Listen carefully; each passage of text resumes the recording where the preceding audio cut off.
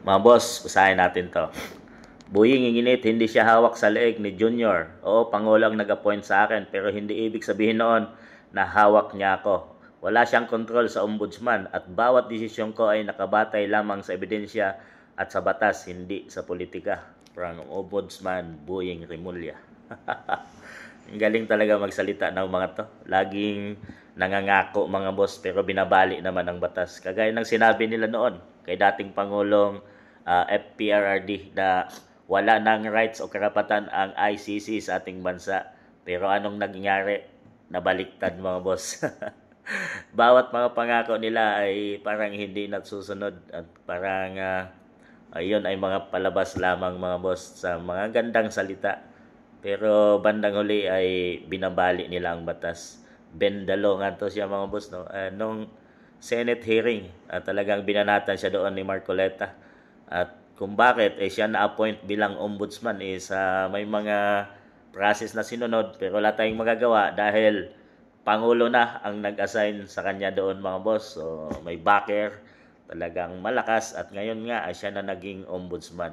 At sinasabi niya dito na pantay ang batas at hindi siya hawak sa liig ni Junior. Pero nakikita natin ngayon mga boss, wala pang nakakasuhan na mga taong allies ng PBBM administration. Ang mga nakakasuhan ay ang mga taong against Duterte mga boss. Mayroong kinasuhan ang dating kakampi nila na si Saldico at dahil bumaliktad, ayun, ang bilis kasuhan mga boss pag mga kalaban ng mga administration. At mayroong mga contractors na nakasuhan na rin. Pero pagdating sa mga Duterte allies, mayroon pa napapabalitang mayroon na daw warrant of arrest ng ICC. Itong si Ronald Bato de la Rosa, Senator mga boss. Kaya naman na ayaw na lumabas tuloy ngayon dahil nga sa kanilang mga pangako na hindi natutupad.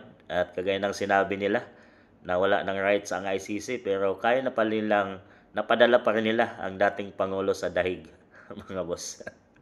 Dito natin makikita kung talagang totoo bang may batas pa na umiiral sa ating bansa at hindi ba hawak ang ombudsman ng ating Pangulo mga boss dahil sinasabi niya hindi ito pampolitika kundi ito ay batas ng ating Pilipinas at hindi siya hawak sa leeg ni Junior mga boss. So dito natin makikita at mga subaybayan natin mga boss kung hanggang saan na naman ang mga matatamis na pangako